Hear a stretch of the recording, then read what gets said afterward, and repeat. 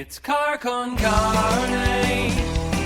Let's eat in the car. It's car con carne. And now here's the star of our show, James Van Alstyne. All right, so as we begin, and because Moose has such a strong broadcaster voice, I'm going to have him read the sponsorship. Perfect. Ooh, this will be fun. Time Thieves is in the car, but before we get to that, drummer par excellence, Moose, is going to tell us all about easy automation. It's the information under Time Thieves. Okay, easy automation. Is it just this top copy right here? Right. Yeah, right under Time Thieves. Okay. Looking to transform your home, office, or business into a smart, seamlessly connected space? Easy Automation is a local business, headquartered in Aurora, Illinois, that delivers custom automation solutions tailored to your lifestyle. Whether you're upgrading your home entertainment, streamlining your office tech, or enhancing the atmosphere in your restaurant or sports bar, they've got you covered. Their expert team designs and installs personalized systems, sorry I'm butchering this, from smart lighting and climate control to audio, video, distribution, and robust Wi-Fi networks. That's right, robust Wi-Fi networks. I love that word. And all managed through an intuitive app on your favorite device. Easy Automation makes technology work for you effortlessly, reliably, and always with your satisfaction guaranteed. Satisfaction guaranteed? Yes, sir. Or ma'am. Or ladies and gentlemen. That's right. Visit easyautomation.net or call Dan at 630-730-3728. Again, that is 630-730-3728, and take control of your environment today. Easy-automation.net. Thank you, Moose. That was spectacular. Okay, let's reset and take it from one. Okay, take it again. Yeah. That was good. I need you to be a little more emotive. Some flair. Maybe smile as you read. So this is Car Con Carne, but before we move any step further, I should also mention Car Con Carne, again, doing live events out in bucolic South Elgin, Illinois, returning to Legit Dogs and Ice in South Elgin for a live podcast recording event on Friday, August 22nd. Be there and be part of the live show. It's absolutely free to attend. Lollygagger, Flowers at Her Feet, Coyote Man, Chris Baker of Inc. 180 and Wild Dogs Comedy all on stage with me as we record an entire episode in front of a live drinking, hot dog eating contest. Love to see you there. Right? That sounds amazing. That does sound amazing, right? Excellent. And on a Friday night. That's the time to be there. I said that because I've done a few events at Legit Dogs and Ice, and they said, well, you don't want to do a Friday, do you? I'm like, yeah, I do. That's why wouldn't I do Friday? When is people going to come out except for a Friday night? Let's hedge our bets. For friends in the city who may think that Elgin is not as close as it is, and oh boy, it's close, this is an excuse for them to get out of the house and come see a live event. I'm glad you agree, Time Thieves. Oh, man. And then after that, you just go to the riverboat, do some gambling, and then go on home. Yeah, can I tell you, though, speaking of gambling, I'm not a gambler, but I'll gamble if it's in front of me. I had to meet friends in River North, and I'm never in River North.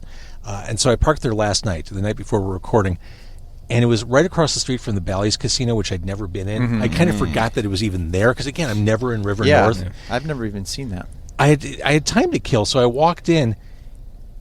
As depressing as you might imagine, but I still spent $20 while I was there. Right. They have like the Kong Skull Island one where Kong just is on this giant monitor and he stares at you as you bet and he frowns at you. It's kind of great. That's awesome. They are getting very creative with those machines. We were just in Vegas and I had Dean Martin. It felt like his ghost just singing to me because it was a Dean Martin themed, like, slot machine that my wife was playing. I don't play, but I watched my wife play, and she was like playing this thing, and I was like, what would Dean Martin's ghost actually think? Stepping into this place, like, that he was a part of, like, since whatever, and then just see like a machine that has like a cartoon version of him. And casinos are diabolical. I mean, the fact that there are no windows. There's no, like, clear, direct path out the door. They just kind of trapped there. They all got their own smells. Do you know this? Like, I figured it out. Like, there's this casino called the El Cortez, I think. Which is Spanish for the Cortez. Yes, the Cortez. And was pointed out that, like, oh yeah, it smells like Grandma's house. And when I went in there, I was like, oh, it No way. totally, because it smells like cigarettes and like something, Yeah, like very stale cigarettes. bouquet, you know, like. And I was like, wow, yeah, every place has their own kind of unique smell. And Which is weird. My grandma's house smelled like sex. So, Time Thieves is an indie band from Chicago that owes a debt, something of a debt, to Midwestern power pop while making a claim on that sound's evolution. I'm joined by 3/4 of the band, because the other quarter's over the border, right? Correct. Yeah. Annie lives in Sheboygan. Sheboygan. So I'm joined by Jonathan, Tim, and Moose, the newest member of the band, also a Carcoon Carney favorite. A favorite. A favorite. His first episode, I'm talking about him like he's not here, was November 9th, 2017. Wow. wow. 20, that's almost 10 Oh, that years was like ago. not even that far away from here, right? That was at that. I think it's no longer. Was it on Armitage, maybe? Wasn't it? No, that was with With Broke Post Child. Downs. With Post Child, I think it was over at this like Mexican restaurant. It that was like, right Mexican. over there. Yeah, it's a safe bet. Even if I couldn't remember, it's a safe bet. Yeah, it's not there anymore. It's not. Unfortunately. So I'm here with Time Thieves, and busy year for you guys. New EP, If You Survive, comes out on October 3rd, or Rocktober if you prefer. Yep, that I do. Thank you. And let the record show, you can't really see it on the camera unless I do this. That is a Manowar t-shirt. Yep. We were discussing this before we got in the car, but this is a bootleg that I and one other person own. So If You Survive comes out on October 3rd. It is the second EP from Time Thieves this year, following Come Home. Both EPs, this is brilliant. I love that. I've seen a couple other artists do this, and it makes perfect sense. Both EPs will be combined into one vinyl release. That is the plan, yep. I love that. And if you want to see this band live, and you should, plan ahead just over a month from now, September 9th at the Hideout with Al Scorch and Shell Shag. The band is here. Take us to the beginning, if you will. Hi. Of the band? Yeah. No, take us back to the High Big school. Bang. Okay. So, 20 years ago. 6,000 years ago. Yeah. Me and Mike, who was the old drummer, who just left the band, 6 months ago before Moose joined, used to just mess around in this practice space that we're at right now with, just Can basic... I say where we are? Oh, yeah, of course. We're outside Kildare Studios. Kildare Studios on the northwest side, and we've all been practicing here, all of us, I think, in this car for sure, well over a decade. And we Practicing and recording here, just to fast forward. Yeah, Yes. all of us, I think, have recorded multiple records in this building in one form or another. I lived here twice. Yeah, Moose lived here twice on non-consecutive occasions. So yeah, we just had messed around with, writing these like power pop songs that weren't punk.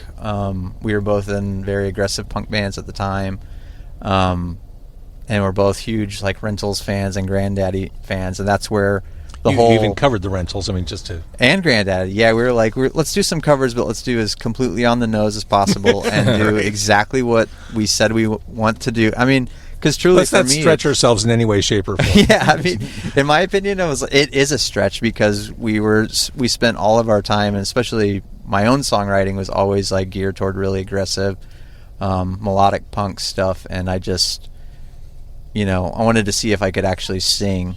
I spent a lot of time in choir and stuff as a kid, and so we were just like, I still want it to be really loud, but I wanted to be able to see if we can stretch some melody into it, and so we just started messing around with those songs. And Were you afraid of being that exposed? Definitely a vulnerable thing, absolutely. Like personally, and I still have problems with that, but I'm less self-conscious about it now. But yeah, it was just putting yourself out there in a way that wasn't aggressive or loud, and it's still very loud.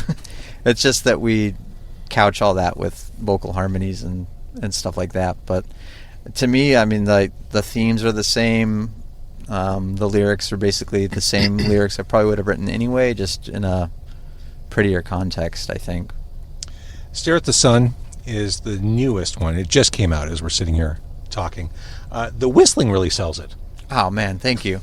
That's a Tim song back there, and when we wrote that, or when we like finalized it, I was like, we needed something for this bridge because it was like, it was just kind of empty. There was nothing there.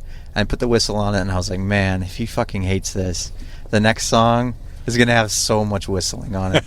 I'm going to put some whistling somewhere. And yeah, I love and then when we sent it off to have it mixed, I was saying, like, I want it to sound like a scout camp, like, march. I want it to have reverb, like they're trumping through the woods or something. Like, I was surprised at how hard it was to do. Hey, by the way, I whistle. think we say traipsing through the woods. traipsing, now. tromping. Yeah. Yeah, cut that trumping thing out. I meant to say tromping. So for scouts, traipsing across leaves and twigs. Traipsing. Mm-hmm. Yeah, and it was really hard to record those whistles, huh, Tim? Yeah, I don't whistle often. So how do you reproduce that on stage? We haven't played it Yeah, live good yet, question. so We're still we're going to figuring find that out. Maybe a track? Bring an iPod. I was actually thinking, Yeah, Moose trigger something from the drum kit. Yeah. we were talking about doing that, like, you know, The playing to sample a pedal. click, and we could just do that. We could have the delay pedal or the sample pedal, hooked up. So there's a lyric video-ish. It's lyric video-ish in that there's video entertainment happening, but the lyrics are there too. I think my favorite part of this video is the instrumental break. You call attention to it in the video. Yeah. It's just low-key funny to me. Yeah. Well, Tim, you could probably talk more to this, but he made that whole video, on his own as a lyric video. And it was like kind of just built around that part, like that build up with that sun man. It's kind of like that was a pretty strong concept at first, and then we were like, what else should we put in this? The moon, like, getting destroyed by the sun in the video is the best part, but you have to get to that part. Yeah, there's a whole build up. And I was saying, like, if I was watching this video as just a casual viewer, I wouldn't make it to the thing, because lyric videos are pretty boring for the most part, in my opinion. And so I was like, we got to get them there. Like, and so I'm like, let's put some other stuff in there and make it a little more. Well, there's a concept there, right? It's kind of like a trip through 1980s public access cable television. Yeah. 100%. Yeah, we were like, just throw everything together and see what the meaning is afterwards. This was kind of the attempt, I guess. I had been watching these old, I don't know if you know, like, Pioneer karaoke. There was like these old karaoke videos from the 80s and 90s that they had. The one that I always go back to is in the year 3535, but they would write these in extensive videos that had nothing to do with the song itself, or they would like try to loosely base some theme around the song, but they were full on like B-movie bad acting productions for karaoke songs. That's it. Like, so you go to the karaoke bar, you're singing in the year 3535, and you're watching these guys like go around some city like throwing trash around, and you're like, what the fuck is happening? Why is this the video? And it has nothing to do with the band, but this production company just made all these videos for these karaoke songs, for hundreds and hundreds of them. So back in the early 2000s, like living in North Texas, I would go to this karaoke bar all the time, and we'd constantly just marvel at these videos. So there's some of that in there too, and I love that stuff. I do too, and I've asked this of other bands too, but it seems like making music videos, it's much easier now than it was 15, 20 years ago. It seems like it would be a fun way to like further express yourselves as an artist. Yeah, I mean, I want to make more videos, but finding the time to do it is insane. And we just did one with Moose, and that was actually his first introduction into the band in February. It's like getting jumped in the Latin Kings. Yeah, it's the punk version of that. Very similar. Mm-hmm. Yeah. But he had to learn this song to play in the video, and it was the first time that we've done a video that we're in the video playing. Because I'm always kind of like, I don't care about watching bands play live, or watching play in the video necessarily. I want a narrative arc. Like I want it to be funny. I want it to be stupid or weird or whatever.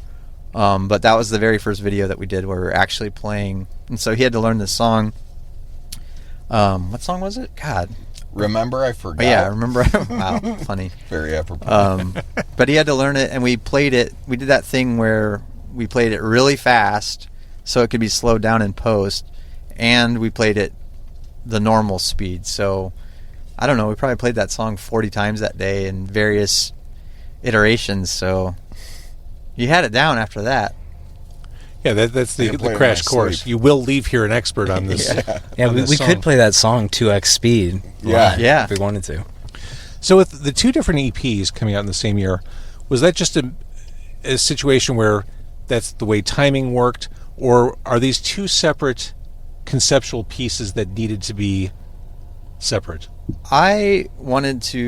We had been talking about doing another record, and I started writing what I would call like a concept album, just various like lyrics and pieces of songs that I wanted to put together. But he had a bunch of songs. We had a group of songs that were already kind of ready to go, and I'm really sick of like waiting. Like I wanted to just put them out every 2 weeks, single by single by single, but kind of like convinced myself, or was able to be convinced, to like at least separate them into blocks and make it more of a thing, because I guess people do, and I do too, like it as an event when a new thing comes out. Mhm. You know, it's from a band that you like, and just, you know, as a whole. And then as these next group of songs started coming together, I was like, this could have just been an album. Like, it has an arc to me that fits, I think, once you listen to it back to back. And so, but I've also, it's cool to see like an EP or like an LP that's like two-sided. Yeah. Yeah. It's, you know, I like that as an idea. So we're just like, now I just want to do that, I think. Yeah, we wrote all these songs like separately, but when we put them all together, it is kind of like a cool like narrative arc that we didn't expect, I think. It's kind of like you guys are right for each other in this band. Yeah. Well, and like, yeah, the Come Home EP is kind of happy, and it came out in spring, and If You Survive is kind of dark thematically, and it's coming out in fall, like right before starting it gets with cold. starting with the title. Yeah. Well, let's just get right in there and make it as dark as possible. Well, okay, let's talk about Come Home, because you said it. Cover My Ears has that kind of sweet sound, but it takes a dark turn. Right. Yeah. And I love that kind of darkness that's couched in melody and sweetness. It makes me wonder what the hell they know. It makes me want to puncture my own skull. Right. Yeah. So that song was originally written by my friend Scott, that contributes a lot to this band with melodies and stuff. Like, I'll write demos and I'll send them off to him, and he'll send me back vocal melodies, and then I'll write over it. Cover My Ears was an old demo that he had from, I don't know, like 20 years ago, that he never really did anything with. And I always loved it. But I rewrote the lyrics to say that, basically, like, just kind of like modernize them a bit more. Mm-hmm. It started as like a song about just watching really shitty bands, and Cover My Ears. yeah, that's really, it's like, I think he had said that, like, he covered his ears and said, let's get out of here, type thing, to whoever he's with. And I just took that and went a little bit further with it, like, with not just bands, but just like people in general that you don't want to be around, that you're forced to be around. I believe we call them punishers now. Yeah, absolutely. Yeah, it was. Yeah, it's definitely like a nod to that, for sure. And I read something someone wrote recently, that people in the present day don't know how to see live music anymore. Like, they don't know how to just shut the fuck up at a show. Right. I was telling you guys before we started recording, I went to see Devo a month ago in Cincinnati. You know, it's probably their last tour. I mean, famous last words, but Right. probably their last tour. I was in the balcony area, not a reserved area, it was just a seated, ticketed thing. The dude in front of me, for all 15 to 17 songs, captured the first 90 seconds of each song on his phone. And so I was looking at every song, Gates of Steel, Mr. God. DNA, right there through his phone. It's just enraging. Yeah. And dude, what are you doing with that? maddening. Like, I'll give you one or two clips. I've done it. I do it. Like, just quick things to post on social for fun, and then the phone goes in the pocket. Yeah, because what the fuck are they doing with this? Is He this doesn't guy have- like a influencer? Like, is he going to post this He on doesn't have YouTube? proof that he went there, you know? Yeah, like, but why? I say The for whole every thing? song, at least 90 seconds of it. You think Yeah. that? Yeah, not just like a clip. It's like, wow, and these are Devo songs. Like, we're halfway through every song by the time the phone goes back in his Right. pocket. And you're what, 500 feet away, so Exactly. you're looking at nothing on. It's just, yeah, it's. But I think maddening. people don't know how to go to shows anymore. Right. The talkers, it just, Yeah, and concerts are so expensive now. You think that would like weed out a lot of like the unserious people, but well, maybe alas, that's why. You know, I don't know. Well, there is that entitlement. Like I spend money. It's like people who recline on an airplane. It's like Right. I spent X amount of dollars on this seat. I'm going to push my seat back. It's my right. Yeah, Right. yeah. well, you know, like people say that like comedy shows are terrible now because of all the you know, like people dealing with like crowd work clips Yeah. and stuff like that. And now I'm like thinking, you know, the whole thing that happened with the Coldplay concert. So now that's turned into some type of comedic event, especially if it's like big and they got like cameras, you know, I don't know. It's all different. We live in a shitty timeline. Yeah, that's Yeah. basically. But I also don't want to sound like I'm waving a cane at anybody about. You know what? things. Wave the fucking cane. You know? I mean, it's okay to complain about this stuff. Thinking about the sweetness of "Come Home," the title track is a lovely, gorgeous song. Oh, thank you. I mean, this is your love song. It is. It's maybe the only love song I've ever written in my life. Is that why you buried it at the end of the EP? It's very vulnerable for me, and so yeah, it was. But I like it a lot. I like the melody. I really ended up liking it. So I didn't know that if it was gonna see any light of day beyond my fiance, but there it is. And then I'm like, well, let's just make it the title track. Fuck it. How did your fiance react? Go all in. She hated it.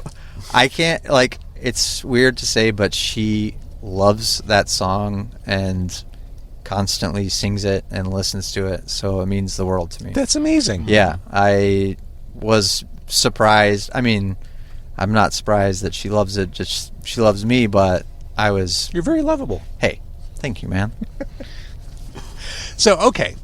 If you survive, comes out on October 3rd. That's appropriate. I mean, now that it's all coming together, like Halloween season. Got a Halloween vibe. Yeah. Yeah. Totally makes Yeah. sense. And again, we get to see you at the Hideout on September 9th.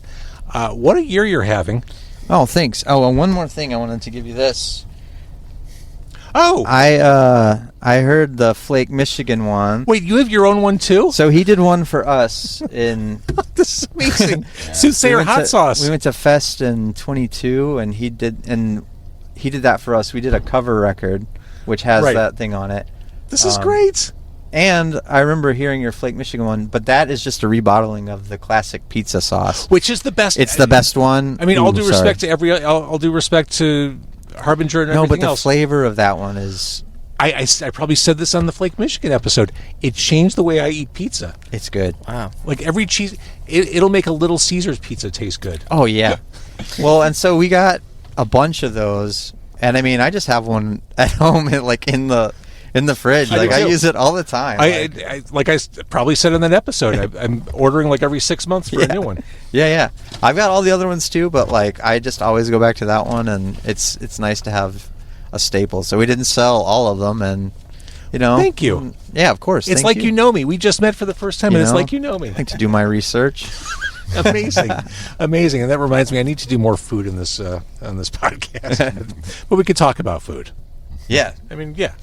we had talked about bringing a pizza into this car, which the Dante's box would have been It's hilarious. been done. It's been done with Yeah, Dante's before. Totally. Yeah. Totally. Especially a couple of 14s would have been fine. We could have had our own back here.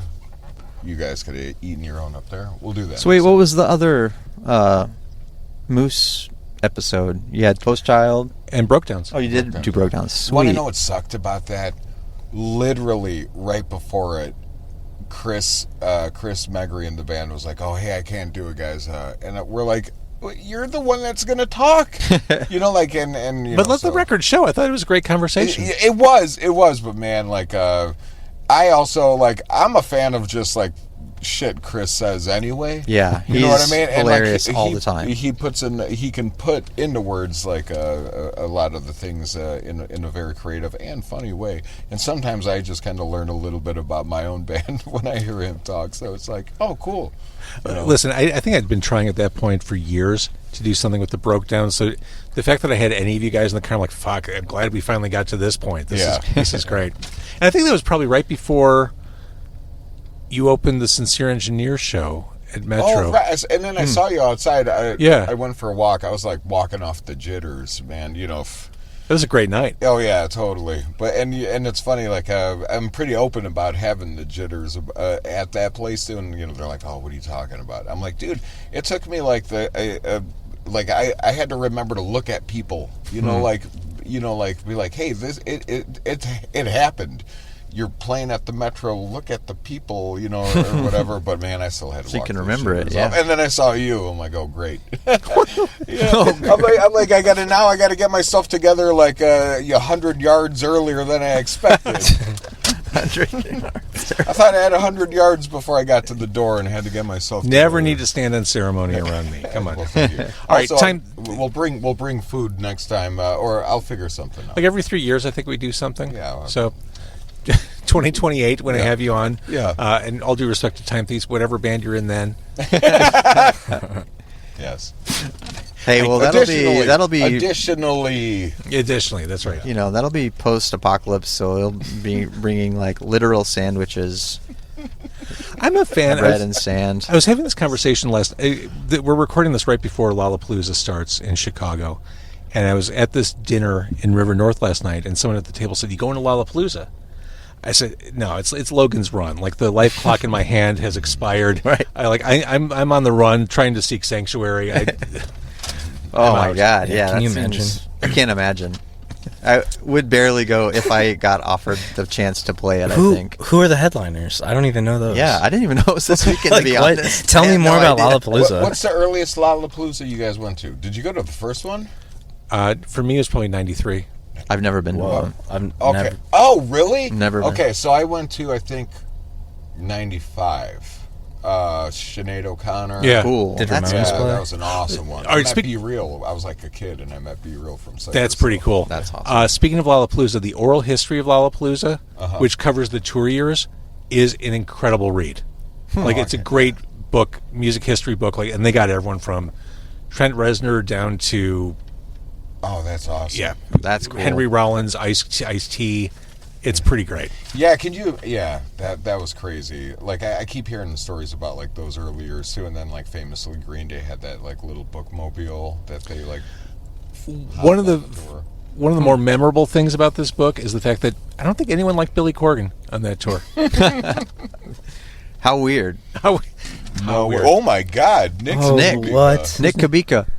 Do we like Nick? Yeah. What a cameo. There he goes. Wait, should I there know he Nick? goes. Should I know Nick? No, he looked like he was going to say something, too, but Yeah, nope. well, he's like, what are they? Yeah, he's in Brick Fight. It was my other band from years ago that was kind of like the aggressive punk band I was talking Got about it. earlier. That Mike was in Sass Dragons, I was in Brick Fight, and that's Nick from Brick Fight. So hello to him. Yeah. Hello I to him. haven't seen him in a while either. All right, Time Thieves. Keep doing what you do. Thank you Sounds so great. much. Thank you. Great This to has great been to meet great. you and chat. And we should do this again sometime. Please.